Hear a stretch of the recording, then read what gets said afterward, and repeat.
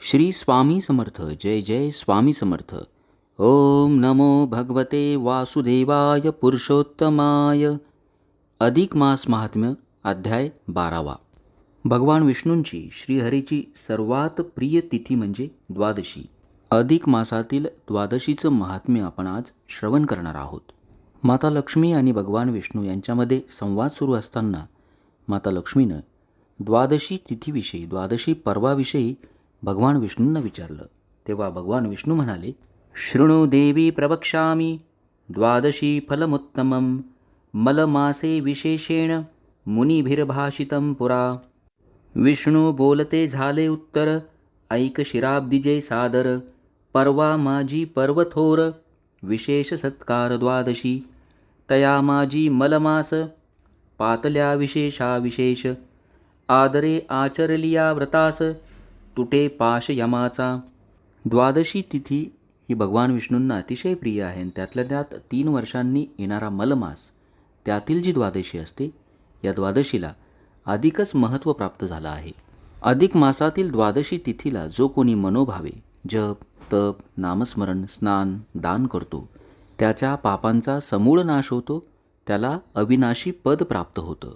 श्री गणेशाय नमः. श्री सरस्वते नमः. जय श्री सर्वोत्तम वासुदेवा. दामोदरा अनंता केशवा. क्षीराब्दिजा माता रमाधवा. देवाधिदेवा दयानिधे. तव चरण सरोजी प्रेमा. अखंड देई सर्वोत्तमा. नाम वदायाची सीमा. शेषा तेहे गती नव्हे पै. तेथे मी अल्पमती पामर. वदेन म्हणतो स्तुती उत्तर. एक जिव्हेचा प्रसर. केवी विस्तार साहो शके. परी आत्मसार्थक करावे काही. म्हणून आरंभिले से नवाई. कृपाळुत्वे शेवटास न्यावी. हेची परिसावी विज्ञापना. भगवान विष्णू माता लक्ष्मीला द्वादशी पर्वाविषयी सांगू लागले. हे ऐकता महिमान, पापे भस्म होती जाण. यदर्थी नसे अनुमान, सावधान परिसावे. समग्र तीर्थांची गर्जना तोवरी. संपूर्ण यज्ञक्रियावरी. अवघीही पर्वे पृथ्वीवरी. नपवती सरी द्वादशी ते. संपूर्ण पर्वाचे फळ पाही. न तुळे द्वादशीचे ठाई. काय सांगो तेथेची नव्हाई. मी शेषशायी वदतसे. यज्ञ केली याचे फळ. अथवा प्रयागी स्नान गंगाजळ. तेथींचा कल्पवास प्रबळ. सेविला सर्व काळ आदरे. तरी द्वादशी ते तुलना नाही. शास्त्र देती याची ग्वाही. प्रत्ययो घेई जे स्वदेही. केली या पाही व्रताते. सर्व पर्वांमध्ये सर्वश्रेष्ठ असं द्वादशी पर्व आहे. एखादा यज्ञ करून आपल्याला जे पुण्यफळ प्राप्त होईल, किंवा प्रयागस्थानी आपण जर स्नान केलं, त्यातून आपल्याला जे पुण्यफळ प्राप्त होईल, त्याहून जास्त पुण्यफळ आपल्याला द्वादशीच्या दिवशी जर आपण हरिकीर्तन केलं, हरींचं नामस्मरण केलं, त्यातून प्राप्त होईल. द्वादशीच्या दिवशी केलेलं पुण्यफळ अतुलनीय आहे, अनमोल आहे. उपोषण एकादशी दिने. द्वादशीत कीजे पारणे. ब्राह्मण संतर्पण मिष्टान्ने. आनिक दाने नानाविध. आनिक करावे पिंडदान. श्राद्ध तिथी असो नसो जाण. परी अगत्य कीजे श्राद्ध साधन. घडे पुण्य कोटी गुणे. हे तव त्रिरात्रीचे व्रत. दशमीपासून द्वादशी युक्त. तिन्ही देवता मूर्तिमंत.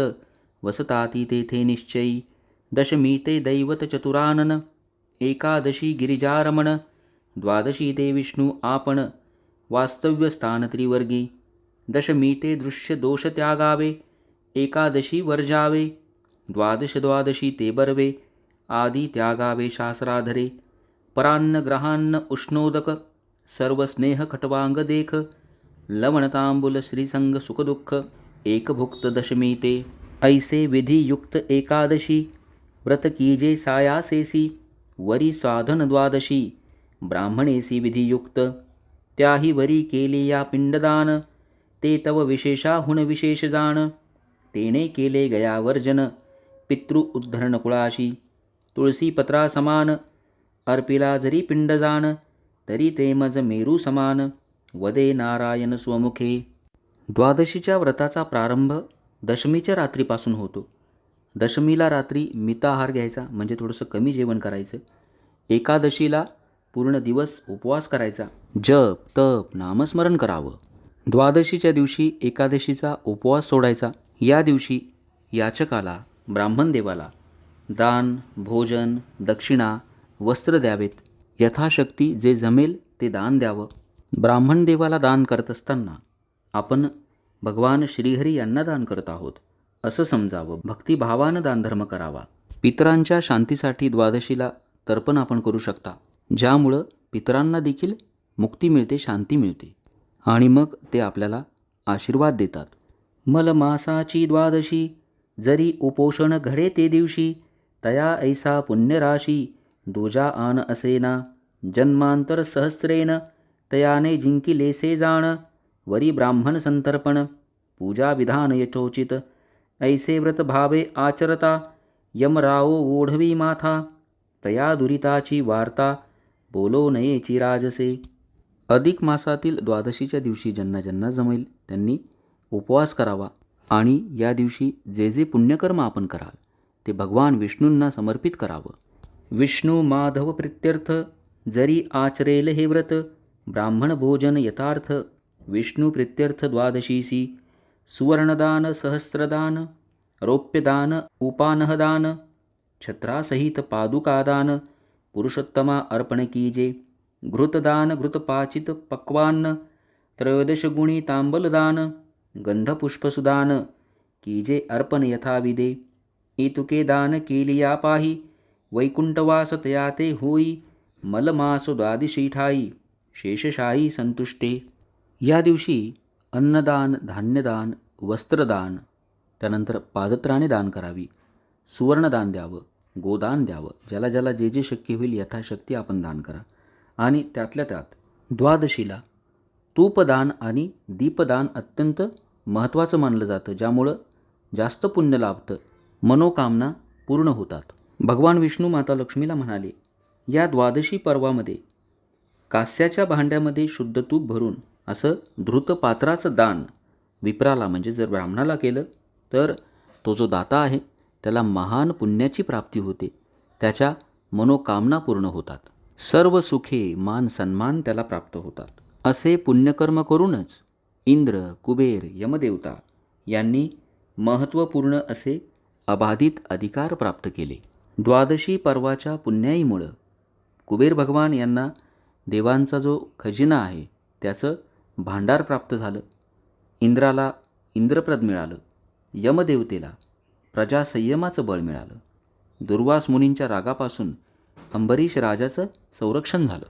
ये विषयी इतिहास पुरातन, होऊन ऐकी जे सावधान. पूर्वी सूर्यवंशी राजा पुण्यवान, अंबरीश जान नामतया. सार्वभौम सर्वावरिष्ठ, तपोबळे अति उत्कृष्ट. अति धैर्य गांभीर्य श्रेष्ठ, भक्ती एकनिष्ठ जयाची.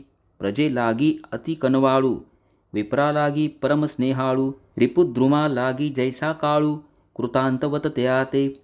परमधर्मिष्ठ हृदयी, आडकाठी कवना ते नाही. व्रतनेम उद्यापने पाही, सदा सर्वदाही चालवीत. विनमुख नभेची कवना ते, मागितले अर्पितसे त्याते. आपत्यापरी माग त्याते, लळे त्याचे पुरवीत. पूर्वी अंबरीश नावाचा एक सूर्यवंशी राजा होऊन गेला, जो मनोभावे देवाची भक्ती करत असे, प्रजेचं रक्षण करत असे, ब्राह्मणांना ज्याच्या राज्यामध्ये अतिशय मान सन्मान मिळे, जो नेहमीच दानधर्म करत असे, ज्याच्या दारावरून कोणीच विनमुख जात नसे. त्यामुळं त्यानं पुष्कळ पुण्यफळ प्राप्त केलं होतं. प्रत्येक द्वादशी व्रताची सहस्रावधी ब्राह्मण पंक्तीनं तो सांगता करीत असे. ऐसे असता वरिष्ठ, द्वादशी नेम अचाट. साधनयुक्त द्वादशी श्रेष्ठ, रूपवरिष्ठ आचरत असे. सहस्रावधी ब्राह्मण पंक्ती, घेऊन साधी द्वादशी तिथी. न उगवताची गबस्ती, साधन रीती साधित असे. ऐसे लोटता काळ बहुत, पुण्यसंग्रहो झाला अपरिमित. इतुकेही असुनी गर्वरहित, नृपनाथ वेगळा तो. तव वासवा अंगी भय दारुण, माझे पद घेईल हिरून. चिंता करी रात्रंदिन, तव नवल पूर्ण वर्तले. अकस्मात ऋषी दुर्वास, एता झाला इंद्रसभेस. वासवे सन्मानुनी बहुवस, षोडशोपचारे पूजिला. बैसुनिया निजासनी, स्वागत पुसिले तये क्षणी. स्वस्ती क्षेम विप्रवदोनी, पाहे नयनी तया ते. तव परमकृश झाले शरीर, शोके उतरला मुखचंद्र. देखुनी बोले मुनीश्वर, दुःख अपार हृदयी दिसे. एरू म्हणे महाराजा, उपावन देखो जी दुजा, मग समग्र वृत्तांत गोजा, ऋषीवर्या सांगतसे. अंबरीश राजाचं तपोबल पाहून इंद्राला वाटलं माझं इंद्रपद जातं की काय, म्हणून तो चिंतेत पडला. आणि एकदा इंद्रसभेमध्ये दुर्वास ऋषींचं आगमन झालं. दुर्वास ऋषींना त्यांनी आपल्या सिंहासनावर बसवलं, त्यांचं पूजन केलं आणि आपली जी शंका आहे ती बोलून दाखवली. म्हणे अंबरीश परमविख्यात, तपो तेजे आगळा अमित, द्वादशी व्रताते आचरत, न चाले तेथे उपाओ, ऐसियासी करू मी काही, हृद्रोग हा परम माझे जीवी, म्हणून पायी ठेविली डोई, सांगा काही मज लागी, जयाते हृद्रोग लागला, तो रोगी दे नको वाचला, महद्रोग जयाते झाला, तरी धन्वंतरी तयाला वाचविती. तरी तुम्ही सद्गुरु वरिष्ठ, सकळ ऋषी माझी श्रेष्ठ, अमृतवचनी स्पष्ट, देऊनी रोग कुष्ठ निवारा, ऐकोनी वासवाची ग्लानी, कोमल हृदय दुर्वासमनी, अंतरी परम कळवळोनी, बोलत वाणी ते ऐका, दुर्वासपदे वासवा पाही, द्वादशी ऐसे व्रत दुजे नाही, जे आचरती सदा सर्वदाही, त्या एवढा नाही पुण्यश्लोक. दुर्वास ऋषींनी इंद्रदेवतेचं निरीक्षण केलं. त्यांचं शरीर कृश झालं होतं, चेहरा शोकग्रस्त झाला होता, त्यांना हृदयरोगानं ग्रासलं होतं, ज्यावर उपाय आहे फक्त देवभक्ती. तुम्ही सर्व ऋषींमध्ये श्रेष्ठ आहात, यावरती मलाच तुम्ही उपाय सांगा, असं इंद्रदेवतेनं दुर्वास ऋषींना ज्यावेळेला विनंती केली. दुर्वास ऋषी यांचं मन कळवळलं, त्यांना त्यांची दया आली आणि ते म्हणाले, द्वादशीसारखं दुसरं व्रत नाही. ऋषी, देव, गंधर्व, ब्रह्मदेव, कैलासपती यांनी देखील याच व्रताचं आचरण केलं.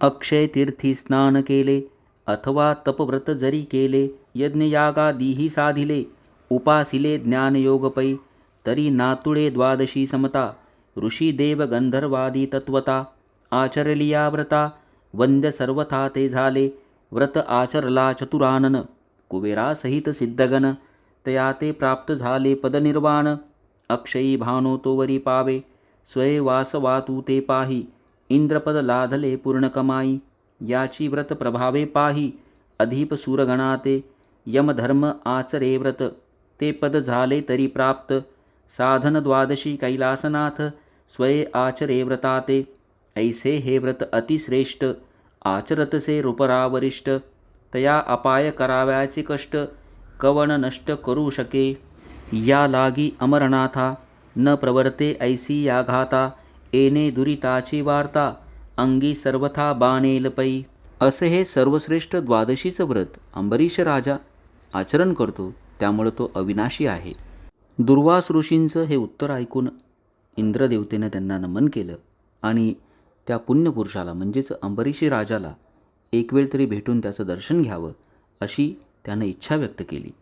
आणि म्हणून दुर्वास ऋषी त्यांच्या शिष्यांसह अंबरीश राजाची भेट घेण्यासाठी निघाले. दुर्वासा ऐसा सत्पुरुष, परिमती ते तात्काळ भ्रंश, जया संगती संगदोष, धरिला हव्यास मानसी, म्हणून या सत्संग धरावा, दुर्जन संग तो त्यागावा, जेणे विश्रांती पावे जीवा, देवाधिदेवा प्रेमा चढे. आता दुर्वास ऋषी राव, घेऊन शिष्या समुदाव, नमोनिया वासो, निगता झाला तत्काळी, घेईल अंब ऋषीची भेटी, तेथे होईल जे राहटी, ते कथानक मराठी, श्रुती आकर्णपुटी परसवू. दुर्वास ऋषींनी अंबरीश राजाची भेट घेतल्यानंतरचं कथानक आपण नंतर ऐकणार आहोत. तत्पूर्वी द्वादशी तिथीचा महिमा आपल्या लक्षात आला असेल. या द्वादशी तिथीला आपल्याला शक्य होईल तेवढं दान करा, ब्राह्मण देवांना दान करा, याचकाला दान करावं, अन्नदान करा, यथाशक्ती दान करा.